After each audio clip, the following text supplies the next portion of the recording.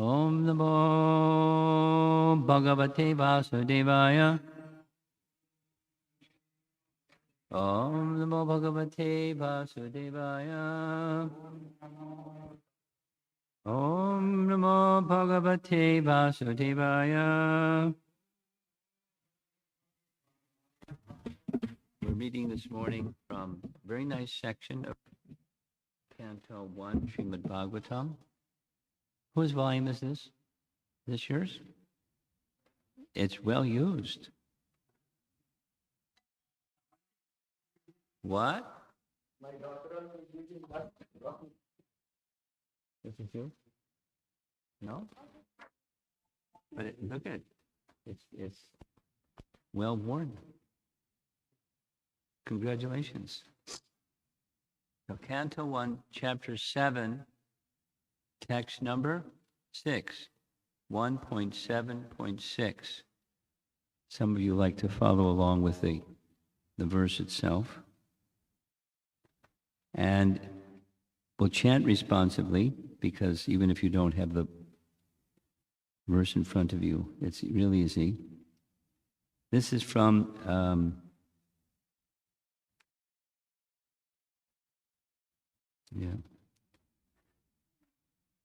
the background, before we chant the verse, the background is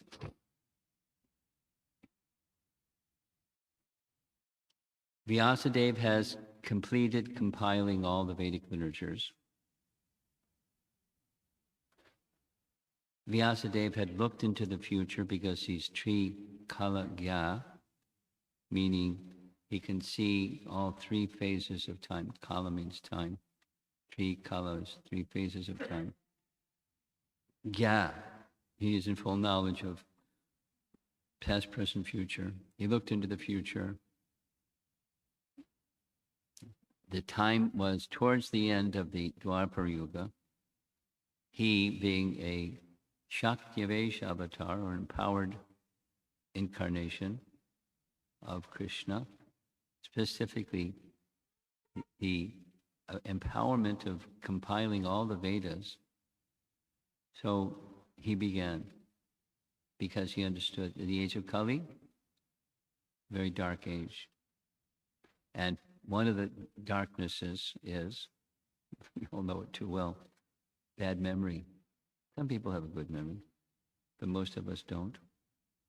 And knowing that people would not be able to comprehend, what to speak of remember, the Vedas, he wrote it down. He took the one Veda, because originally the Veda is one, and divided it into 4. And then Rig, Sama, Yajur, and Atharva Veda, and the Upanishads connected to give the philosophical background for those 4 Vedas. And then he compiled the corollary literature, the Smritis, the histories, and then at the conclusion, he compiled Vedanta Sutra, which is a summary of all the Vedas, the essence of all the Vedas. And having completed all this work, he did what everyone naturally does when you complete something. You step back from the something and you reflect on how did it come out. Supposing you're cooking, supposing you're making a painting, supposing you're anything, supposing you're Vyasa and compiling all the Vedas, how did it come out? So as he was reflecting on how it came out, he felt something. And the something he felt is described in different ways, but a kind of insufficiency, something's missing. He didn't feel satisfied. And in this contemplation of, why am I feeling dissatisfied? What's missing? His spiritual master, Narada Muni, paid him a visit. And nice exchange between disciple and guru, guru and disciple. And the guru said, Narada said to Vyas, Vyas, you look despondent. What's wrong? And I'm just paraphrasing here, but Vyas said, I don't know, but I think you know. So can you explain to me, why am I feeling this way? And that's the section. That's the background. So Narada instructed Vyas two things. You haven't sufficiently directly glorified the Supreme Personality of Godhead, the cause of all causes. It's there. It's within the Vedas. But you haven't sufficiently directly glorified the Supreme Personality of Godhead. That's why you're feeling this way. Therefore, two things. Sit in a trance, samadhi, a trance of meditation on the Supreme Lord. And two, what you experience during that trance upon the Supreme Personality of Godhead, take that experience and compose one literature that's just glorification of the Supreme Personality of Godhead. And so he did. Narada left. Vyas went to the sacred river, touched water for purification, sat down in meditation. And these verses, this is one of the several verses towards the beginning of Canto 1, Chapter 7, where one can say these verses are the foundation, the basis of the entire Srimad Bhagavatam, because these verses are expressing what he realized about the Supreme Personality of Godhead. And our acharyas expand on that understanding again and again and again. There's lots and lots and lots of commentary on these verses again and again and again, because they're very important verses. And recently I discussed the first of those verses. And now we're going a little bit further. The first one is text 4. We're going to discuss text 6. So text 4 begins, Bhakti Yogena Manasi Samyak Samyate Amale. Amala. His mind, Amala, without any contamination, completely absorbed in Bhakti Yoga. Bhakti Yogena Manasi Samyak. Praniyate Amale. So he hit trance in meditation upon the Supreme Lord in bhakti. And then Apashat Purusham Purnam. Purusha means person. Purnam means complete. He saw the Supreme complete personality of God. Apashat. He saw. Lots and lots and lots and lots and lots of commentary on what he saw, which is the Bhagavatam. But Purusham Purnam means he saw the energetic, and he saw the energy, and he saw the whole spiritual world. Because the Supreme Lord is never alone. He's with everything in the spiritual realm. He saw it all.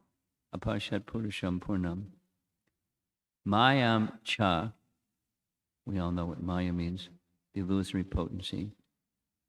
Mayam Cha and Apashrayam. Specifically, Apashrayam means under his control. And the commentary says, we normally don't see the Supreme Lord because the Maya is in between our vision, us and our vision, and the object. Maya obscures or blocks our vision. So his vision wasn't blocked, which means, the commentators explain, she, Maya, was behind the Supreme Lord, under his full control. Maya is under his full control wherever she is. So he, the Supreme Lord, directed Maya, step aside. Let Vyas see my form. And Radha and the associates of Krishna and the whole of the spiritual world. He saw the whole shebang. So that's the first of these Chaturshloki verses, which is expanded in detail within the Bhagavatam. Because the book, his assignment was, in trance, that vision that you have, write one literature that just expands on the personality of Godhead. So that's the first, text 4. Text 5, because we're headed for text 6. Yaya samohito jiva. Moha means bewilderment. And sam moha means big time bewilderment. Yaya samohita jiva. The living entity, the jiva, becomes super bewildered when the living entity, atmanam trigvadatmakam, they, although they're transcendental to modes of material nature, they think themselves as a product of material nature. In other words, body. In other words, that's Maya's influence. He saw all that. And he also then saw the mitigating process. When living entities are sammoha by the three modes, bewildered by prakriti and the three modes of material nature, what's the solution? Bhakti yoga. It's very, very basic. So that's this morning's verse, text 6. And if you can repeat responsively chant the verse. Anartha pashamam sakshad bhakti yogam adhoksaje lokasya janato vidvanks chakre satvata samhitam. One more time. Anartha pashamam sakshad bhakti yogam adhoksaje lokasya jannato vidvanks chakre satvata samhitam. Translation: the material miseries of the living entity, which are superfluous to him, can be directly mitigated by the linking process of devotional service. But the mass of people do not know this, and therefore the learned Vyasadeva compiled this Vedic literature, which is in relation to the Supreme Truth. So, the person narrating this is who? Sutta Goswami. Sutta Goswami is narrating what he heard from Shukadeva Goswami. Shukadeva Goswami is narrating what he heard from Vyasa. So it's third person, he, being narrated by Sutta to the sages of Naimisharanya, so that the sages of Naimisharanya who asked, you were in the audience and you heard the whole Srimad Bhagavatam, can you summarize it, please? And so he obliges them. This is Sutta speaking what he heard from Shukadeva, based upon not only what he heard, but he studied in depth. Sukadeva Goswami studied in depth the entire Srimad Bhagavatam from his father. And the teaching here in this verse is, he, Vyasa, having exactly this realization that we heard,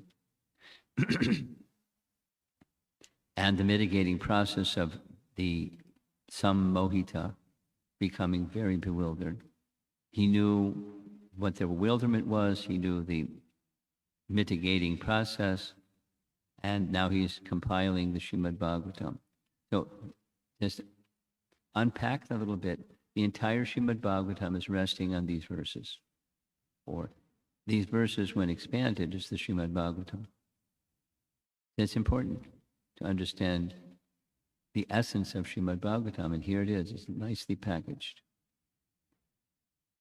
And from that package comes many, many, many verses.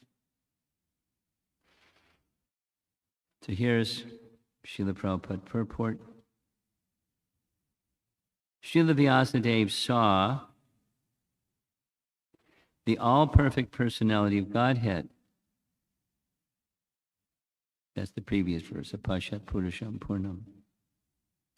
This statement suggests that the complete unit of the personality of Godhead includes his parts and parcels also. He saw, therefore, his, that's Krishna's, different energies, namely, there's three categories, internal, external, and marginal. He also saw his different plenary portions and parts of the plenary portions, namely his different incarnations also. And he specifically observed the unwanted miseries of the conditioned souls who are bewildered by the external energy. Now these verses don't break it down, but the rest of the Bhagavatam does. And so we're getting a prelude to the rest of the Bhagavatam by unpacking what this verse says. Apashat Purusham Purnam is packed. That means everything. Because from the source of everything comes everything. We saw what the source was, and you saw everything. Like circuit overload, how are you going to see everything? We can see a part of everything. But he saw everything. The form of the Lord, the energies emanating from the form of the Lord, and these different categories of energies, and the marginal living entity being influenced by the external energy becomes bewildered. And he saw the mitigating process. And the literature, Srimad Bhagavatam, is amplifying that mitigating process, that is the bhakti yoga process.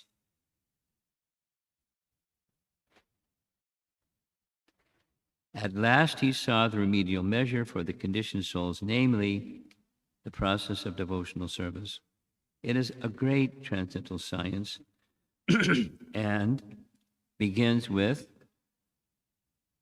what does it begin with? Shravanam Kirtanam.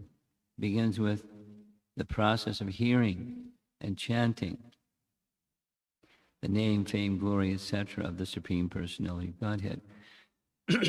For example, what we did yesterday evening, that was detailed about the Govardhan Leela, but that's an example of the linking process of Bhakti Yoga. And one who engages oneself in hearing and chanting the name, fame, glory, etc. of the Supreme Personality of Godhead, that's the revival of original consciousness, the mitigation of the suffering of the living entity. It's a nice package. It's what the Bhagavatam is recommending. And so we're encouraged to engage in hearing and chanting. Revival of the dormant affection or love of Godhead does not depend on the mechanical system of hearing and chanting. But it solely and wholly depends on the causeless mercy of the Lord. Okay, so we don't have to worry about hearing and chanting. We just worry about the causeless mercy of the Lord. No, we do both. This is the Damodar Leela. It's effort and mercy. We make our effort proper, hearing and chanting effort, but that alone is not a mechanical. You do your hearing and chanting, and like a vending machine, you put your coins in the machine and pull the lever and down comes love of God. No. You have to put the coins in, you have to pull the lever. But the machine has to be loaded. And Krishna's mercy is essential. Say it negatively. Without Krishna's mercy, You can do all the mechanical, and it's not going to be effective. Therefore, the message that's embedded in this and the whole of the Bhagavatam is both, please, engaging in prescribed duties and anticipate the kindness of Krishna will come to you. Why? Because Krishna is kind. The kindness of Krishna will come to you. Expect it. Pray for it. And what's the kindness of Krishna? It's restoring our relationship with him, which we have forgotten. How did we forget it? We turned our attention away from him. That's how it happened. Prabhupada's explanation. You turn your back to the sun, and what do you see? Shadow. And there's no two things. There's light and there's darkness. There's not a third thing.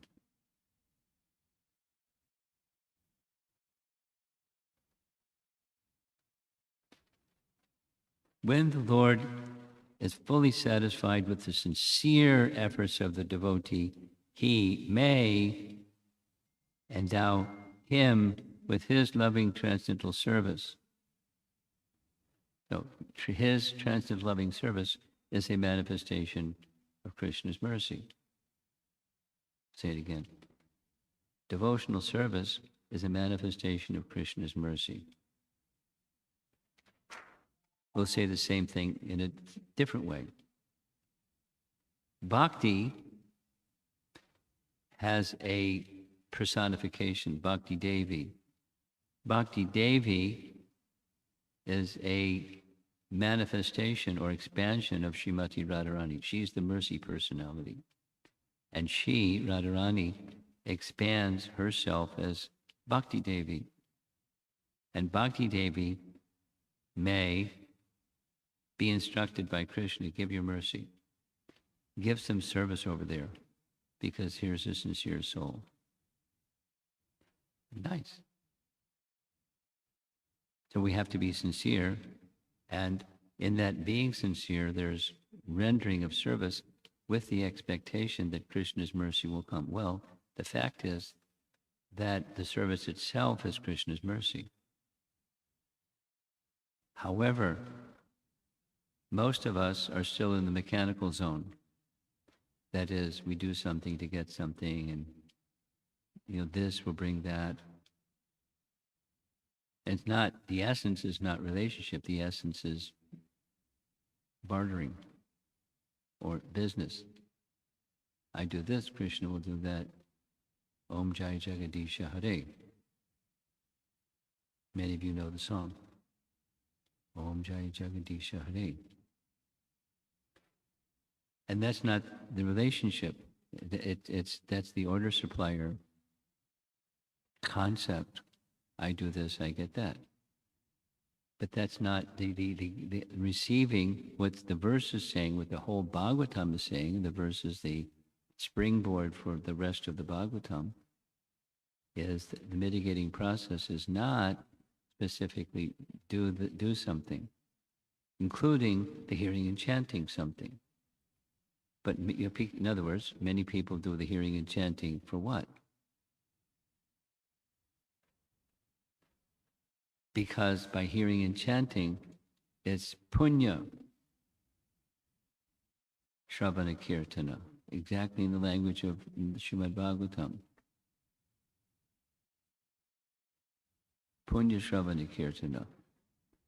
However, by that, even the mechanically performed shravana kirtana, or hearing and chanting, vidhunoti sarit satam. Vidhunoti sarit satam. The heart or consciousness becomes purified. Vidhunoti. Su hrit satam. This is a great benefit to the living entity, getting purification. So it's something, even mechanically performed hearing and chanting, or bartering consciousness, hearing and chanting, is purifying. but it's not, it will not bring the ultimate result. And with the ultimate result, our loving relationship with Krishna becomes fully restored. So it's good to know that it's not, we should hear and chant, but it's not just the hearing and chanting. It's the kindness of Krishna through the agency of Radharani, through the agency of Bhakti Devi, to bestow devotional service upon us.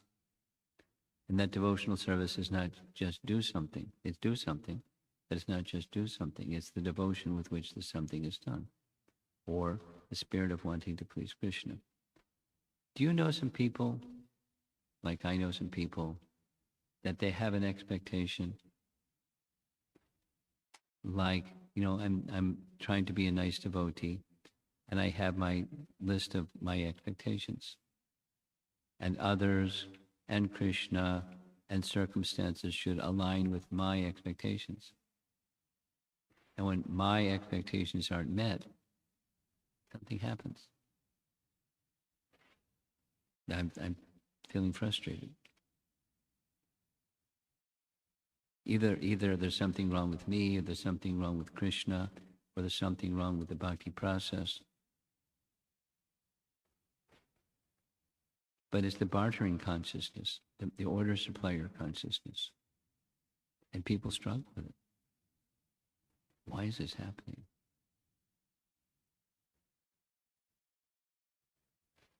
In terms of my expectation of getting something because I'm giving something.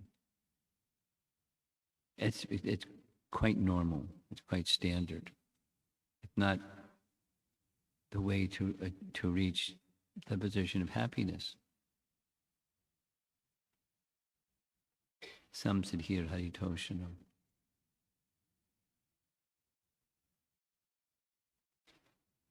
Even with the prescribed forms of hearing and chanting, there is at once mitigation of the superfluous and unwanted miseries of material existence.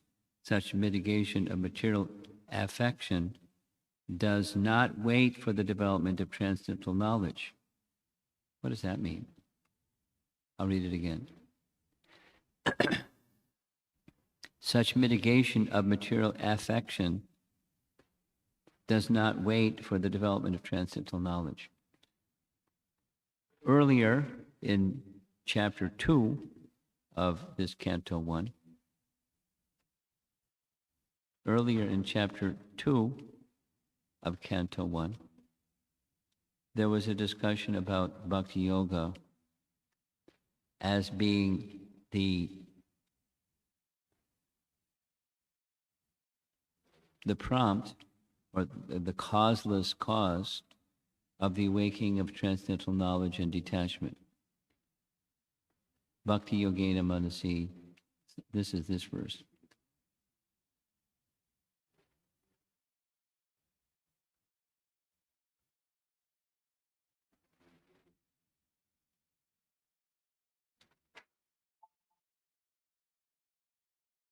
Everything okay? Okay.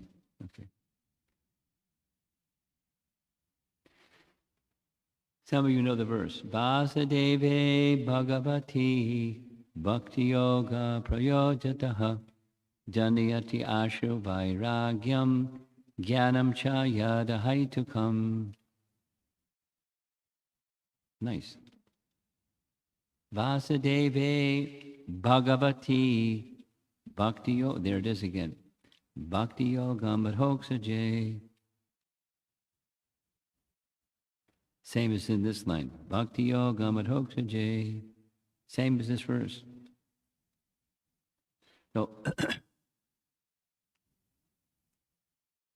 Janiyati Ashu Vairagyam Jnanam Cha Yadahai. So, Bhakti Yoga is the foundation for the awakening of knowledge and detachment. In the Vedic texts, a standard, super standard couplet is knowledge and detachment, Jnana Vairagya, Jnana Vairagya, Jnana Vairagya, knowledge that leads to detachment, Jnana Vairagya. the statement here in this purport is bhakti doesn't await for jnana vairagya. Bhakti is the foundation for enduring and the soul's original knowledge and detachment. So bhakti yoga doesn't wait for knowledge. Supposing somebody's a child or something, and they really, they just don't know because they're a child, or they just don't know. And they engage in bhakti yoga somehow. They take prasadam, they hear a kirtan or something. They render some service, unknowing service. It has an impact. It doesn't wait for knowledge to awaken. It awakens knowledge, or it removes coverings. And beneath those coverings, the original knowledge of the soul becomes awakened. It's just a way of saying bhakti is the foundation for transcendental knowledge. It doesn't wait for transcendental knowledge. It awakens transcendental knowledge. And what is transcendental knowledge?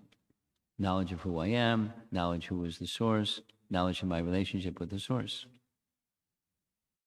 Engaging in devotional service. There's this nice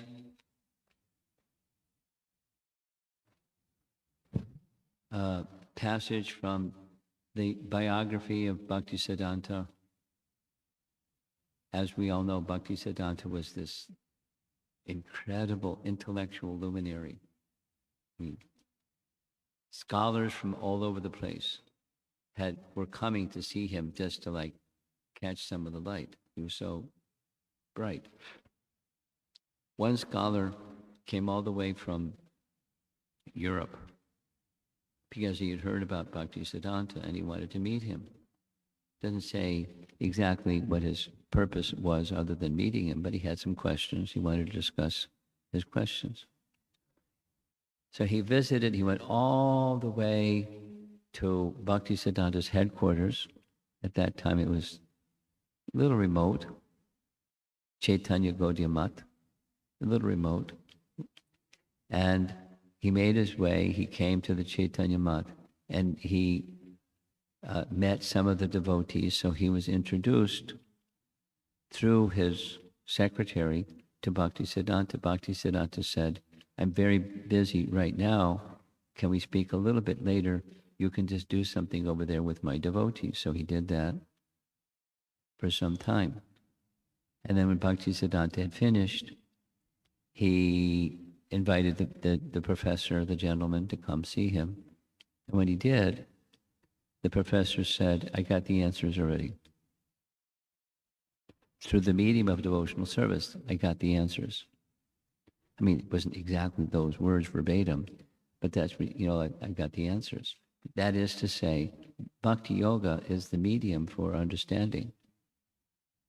Supposing you have book knowledge without bhakti yoga, then you're not going to really understand. You may think you understand, but you're not going to really understand because real understanding arises from bhakti. So the statement here, mitigation of material affection does not wait for development of transcendental knowledge. Rather, knowledge is dependent on devotional service for the ultimate realization of the supreme truth, which is the essence of what this verse is saying.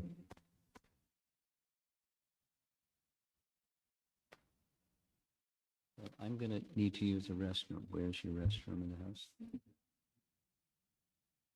And I'll be right back. We'll have prepare your questions.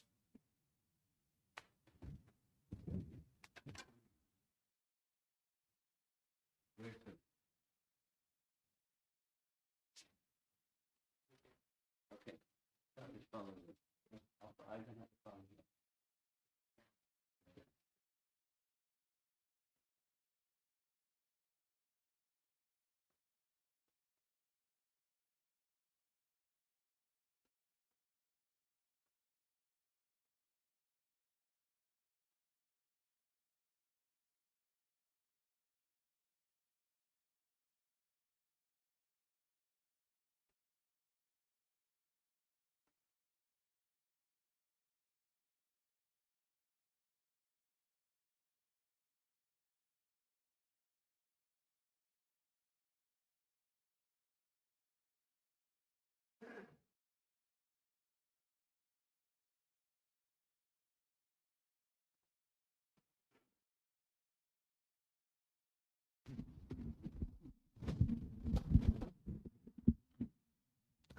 Hare Krishna,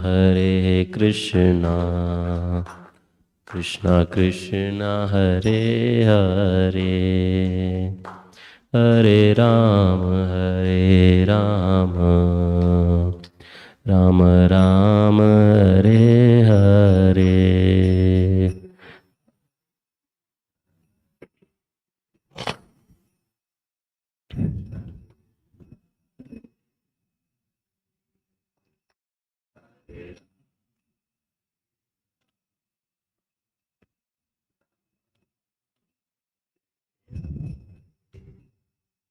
Hare Krishna, Krishna Krishna, Hare Hare, Hare Rama, Rama Rama, Hare Hare.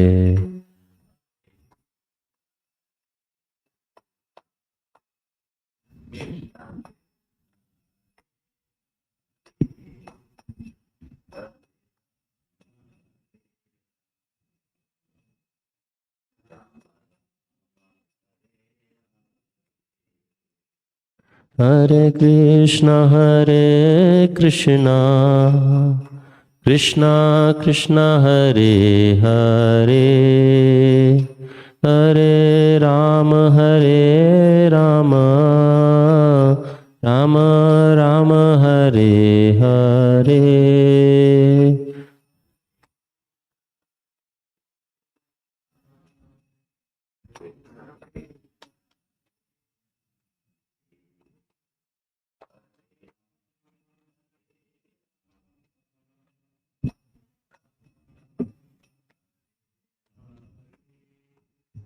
Srila Prabhupada ki jai.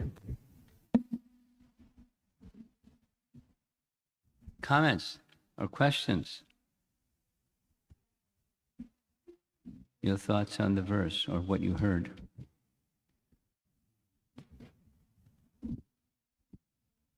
Hare Krishna Maharaj, Hare Krishna. please accept my humble obeisance. Maharaj, I have a question like you are saying we should have bhakti, not Jai Jagadish Hare, right? So Not sometimes what? Bhakti, not what? Jai Jagadish Hare. That's a pun because there are persons that sing that song, you know the song, and yet they have a whole wish list. Om Jai Jagadisha Hare. I forget the little rhyme. You know who is Bhakti Chaitanya Maharaj? Bhakti Chaitanya Maharaj from South Africa, No Maharaj. I Durban, don't. South Africa. He's just a very nice devotee. And he has this little riddle. It says, a big house, a car, and a home by the sea, Om Jai Jagadisha Hare. I want this, I want this, I want that. Om Jai. So, I mean, that's not zero, but it's not what bhakti is. The essence of bhakti is we don't ask for stuff, we ask for service, loving service to the source of everything. So that was the comment, the Om Jai Jagadisha Hare comment. So now your question. Yeah, my question is sometimes when we are leading Gruhastha life, we need some necessities or shortcomings. Some that time we will pray and ask, I need this, I need that to lead the life. So do we need to ask, or we should not ask and lead the life whatever I get it? It depends on you. And let me ask you, as a parent, does your child have to ask you for something? Or are you prepared to provide something? And you're limited. Your God is unlimited. He is literally unlimited, and He is most loving, and He's the Father of all living entities. He supplies. Now, do we need to ask? No. Supposing one feels a need, is it okay to ask? It's okay to ask. Daddy, it's cold out. Can I have a jacket? It's okay to ask. But Daddy's got a whole, he's ready with jackets, plural. So more, an elevated state of relationship with a parent is the love between the dependent and the supplier. That's encouraged. Like, for example, in Bhagavad Gita, 4 types of pious men, Chaturvidha bhajante mam jana sukritanarjana. And one of those 4 types is those that want something. They want mitigation. They're distressed, or they have a need. So they go to God because they're distressed or they have a need. Or then there's 2 others. They're curious, or they want the absolute truth. There's 4 types of pious people. So those persons may engage in devotional service. And is it devotional service to ask? Yes. Yes. Is there need to ask? No. What's the need? The need is bhakti. What's bhakti? No, it's not a 0, but it's not a 10. So therefore, the bhakti yoga process, the teaching of the Bhagavatam, is teaching us unmixed devotional service, or unalloyed devotional service, or amala bhakti, pure devotion. When there's pure devotion as opposed to the mixed devotion, then it's not that the relationship changes. Still, the father is the father and the dependent is the dependent, and the father is going to take care of the needs of the dependent. But the experience of a loving relationship is not going to be obscured by the odor supplier spirit. I don't have to worry. This is the higher consciousness post. I don't have to worry about my necessities. I mean, should I take care of my necessities? Yes. Be responsible, do your prescribed duty. And now, supposing there's a shortage of something, and on the personal scale or the broad scale, supposing there's drought. What to do? We can pray to God for rain. Or one can chant. You know the history? There was a period of time in Andhra Pradesh where there was a drought for several years. And boy, that was a big problem. And so, trying to seeding the clouds and science and stuff like that. The devotees made a public, risky, but they proclaimed, because according to Bhagavad Gita, you perform yajna and rain comes. So they performed massive sankirtan throughout the city of Hyderabad, and rains came after several years. And everyone went, wow, it works. Then it's to do something to get something. But supposing we don't do something to get something, you do something because it's nice to chant Krishna's name. It's the same as what's in the purport here.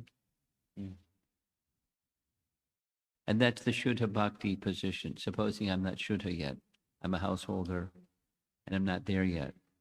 Now what do I do? So you can pray.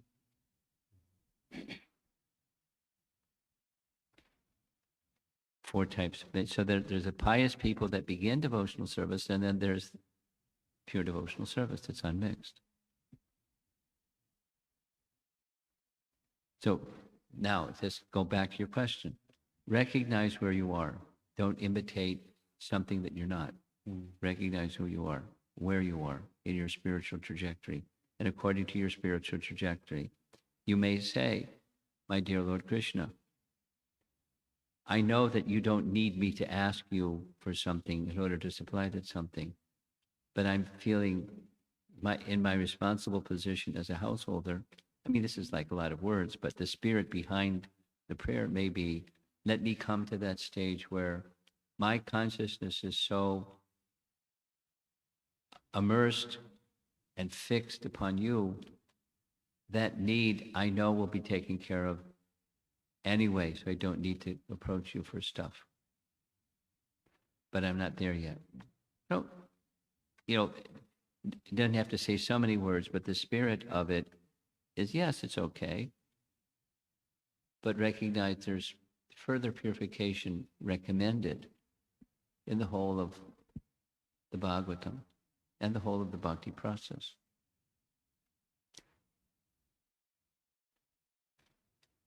You probably know the verse. I'll remind you of the verse you probably already know. In the whole of, could you just lean this way because we have eye contact and we're struggling a little bit. Thank you. The teaching of bhakti is summarized in Bhakti Rasamrita Sindhu by Rupa Goswami. And there's one verse upon which the whole Bhakti Rasamrita Sindhu rests, and it's a definition of what bhakti is. And the first half is what bhakti isn't, the second half is what bhakti is. So the first half is Anyabhilasha Trishunyam Jnana Karma Janavratam. Why? Because it's bhakti if you have either, but it's not pure bhakti because bhakti is pure. It's mixed. So what then, if it's not mixed, then what is it? Anukulyena Krishna Anushilanam Bhakti Ruttama. Bhakti is Uttam Bhakti. And Uttam Bhakti is Krishna should be pleased. Now, is a parent bothered when a child comes and says, Daddy, I'm hungry, or Mommy, I'm hungry. Can I have something to eat? They're not disturbed. But Mommy and Daddy have all provisions already. But it's okay. It's okay. And then instead, if the child number 2 comes and says, is there something I can do for you? Or they don't even have to ask, they can anticipate. Here's something I can do. That's bhakti. And one who does bhakti, rain will come, and necessities will come, and one doesn't have to worry. One will not worry, because necessities are known by the one who supplies necessities.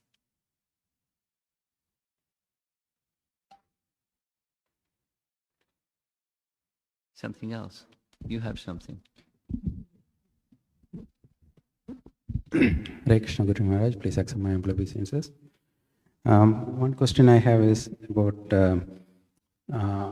everything was revealed to Vyasadeva. So did all the pastimes and everything came. So when the Bhagavatam was written, did Sukadeva Goswami expanded anything, or is it original from what Vyasadeva realized?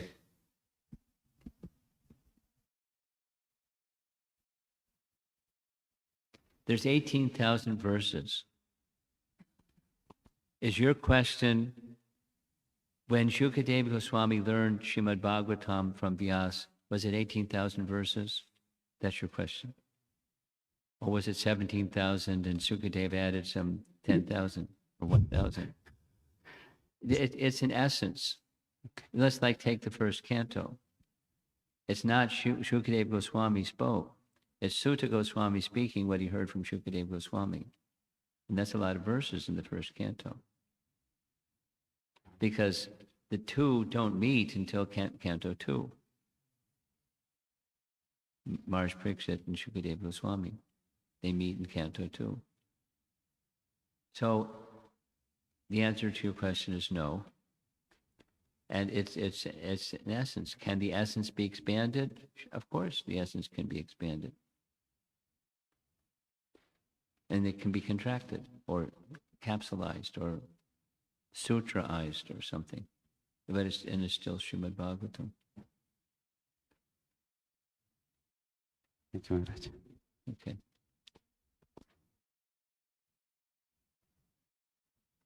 Something else? Okay, go ahead. Well, no one else is raising their hand, so go ahead.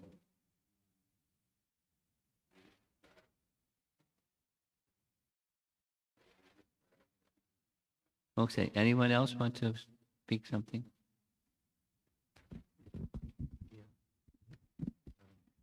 Maharaj, about bhakti and knowledge, is it always bhakti which comes first, or is it sometimes bhakti, sometimes knowledge, Maharaj?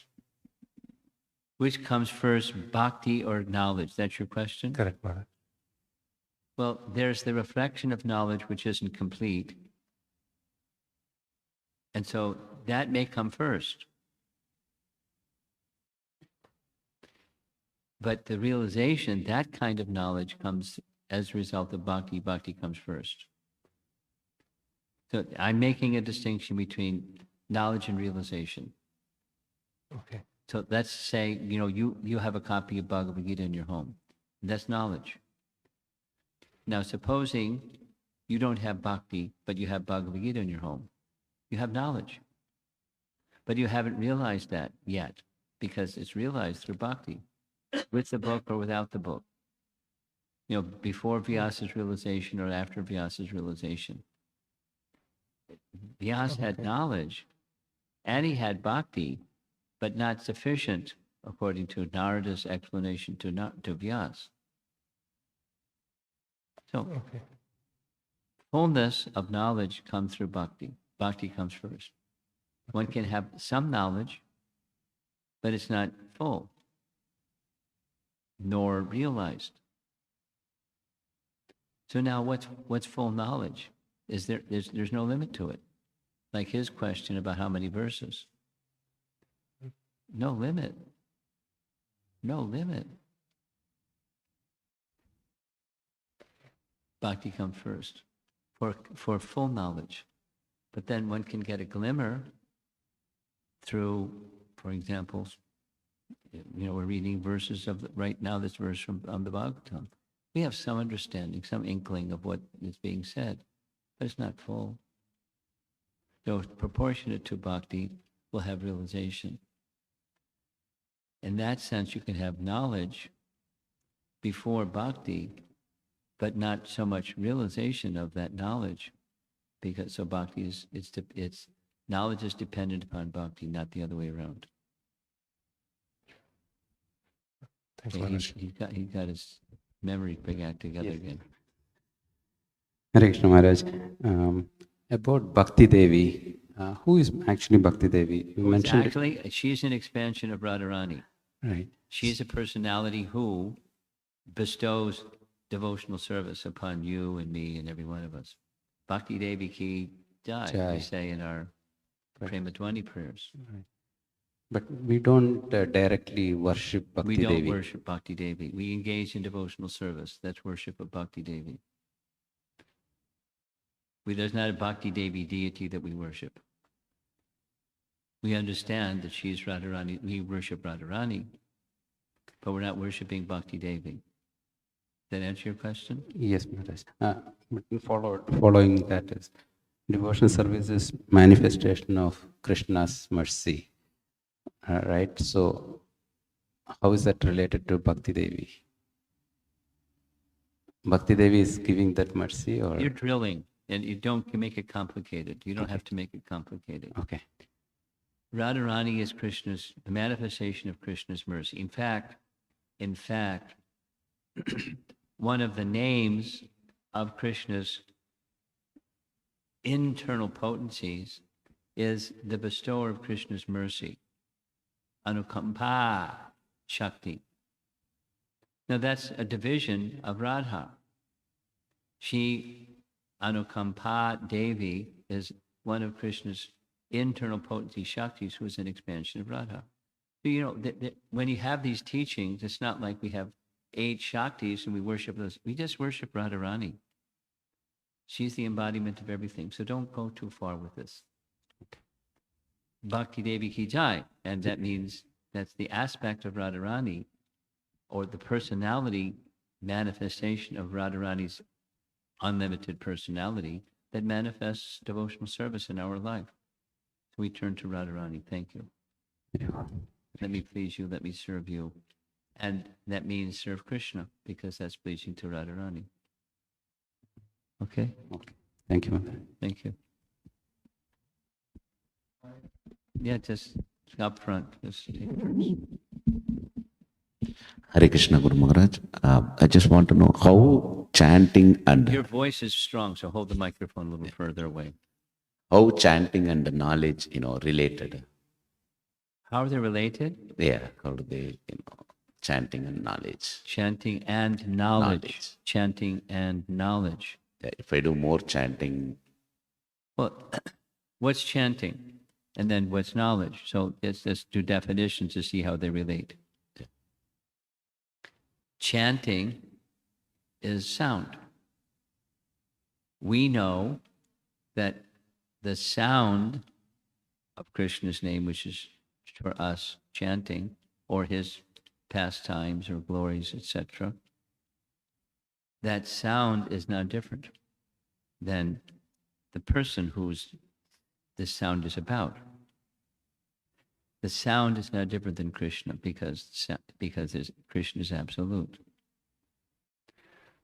Now, that's what sound is. Now, sound, like the Vedas, that's feminine, right? And so with Krishna, that means Krishna's potency, because they're not separate ever. So with Krishna is Krishna's potencies, and that's embedded within Krishna's sound, or the sound is not different than Radha Krishna. That's what sound is. We can give emphasis to the Krishna part, but we should know Krishna includes. So we can express Hare Krishna or Hara Krishna or Radha Krishna. But just even saying Krishna, it implies, because Krishna is not alone. No, what's knowledge? You want to know the relationship between chanting and knowledge.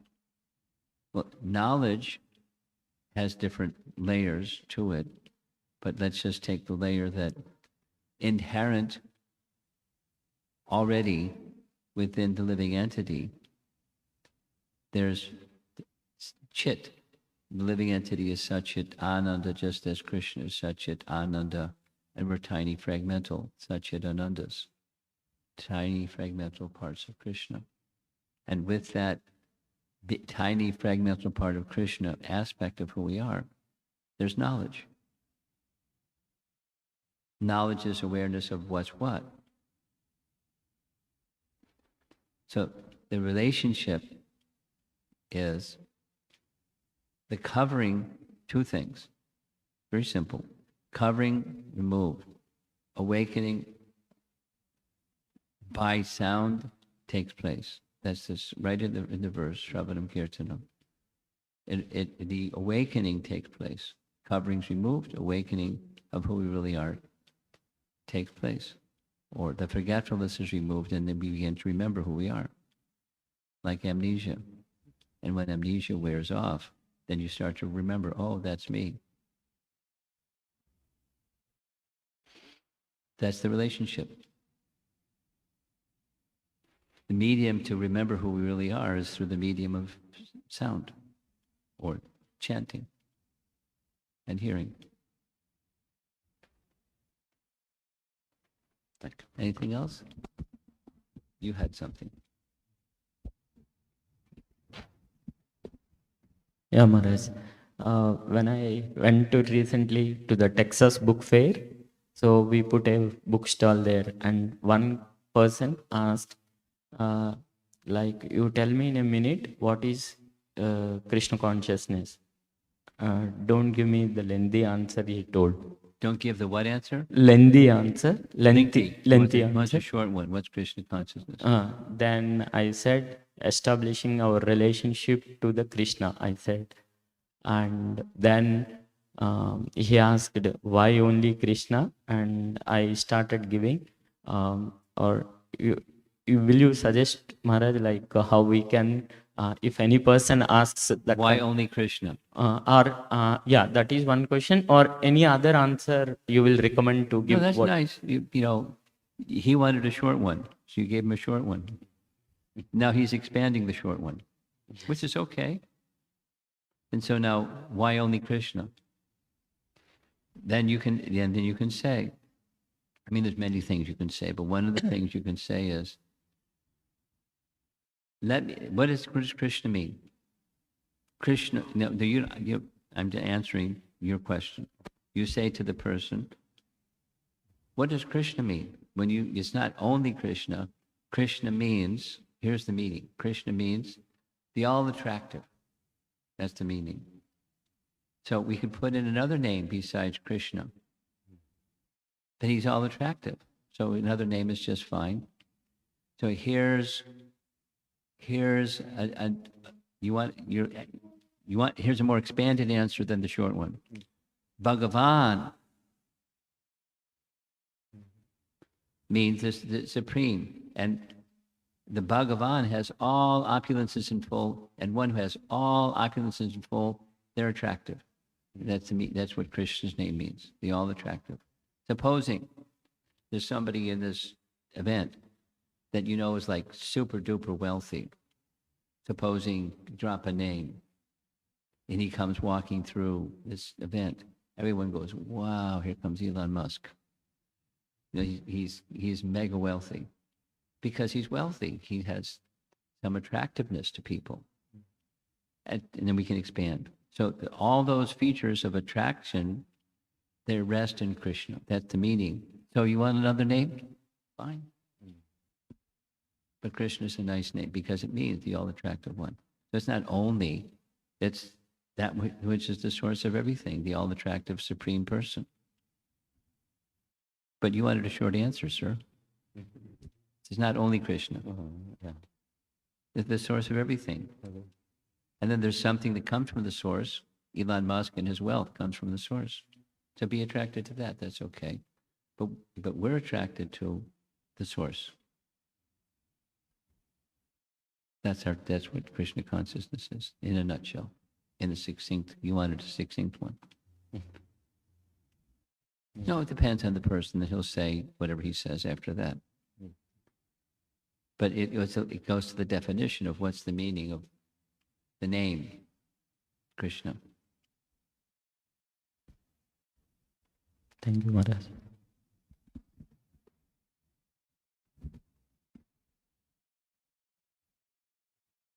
Okay.